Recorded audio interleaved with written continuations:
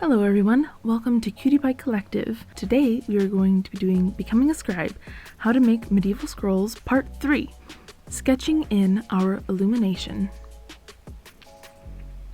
I freehand in my sketch based on the original, or whatever artwork I'm working off of. But light boxes are technically historically accurate, so if you want to go with that, you can. I block in the basic shapes of where my elements need to be. I try to use light marks and judge the angles of the lines in relation to other elements to help me get the spacing and positioning correct. Then I go back and do a more detailed sketch. I erase any lines that don't look like they are quite right and redraw them.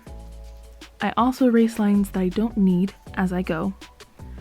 I draw in whatever lines I think I'll be inking later. Just like with any art, this will take time. Don't be too hard on yourself if your sketch doesn't turn out exactly how you wanted.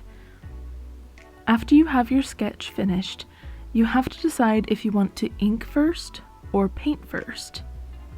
Both have benefits. If you ink first, you can erase all your pencil marks and they won't show through your paint. It will make your scroll a lot like a coloring page. It can help you keep your colors separated because as you're painting, the black gives a really obvious boundary of where to stop.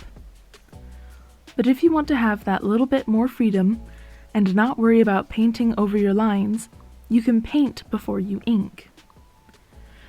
When I'm doing some botanical scrolls or something more realistic, it can be easier not to see the lines as much.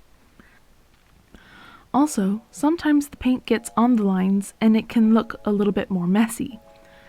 Or sometimes you need to re-ink things if you paint over the ink. I do my scrolls both ways, so do whatever you think will work best for you. I usually ink first. So the next video I'll be doing is inking. Alright, till next time, let's make something.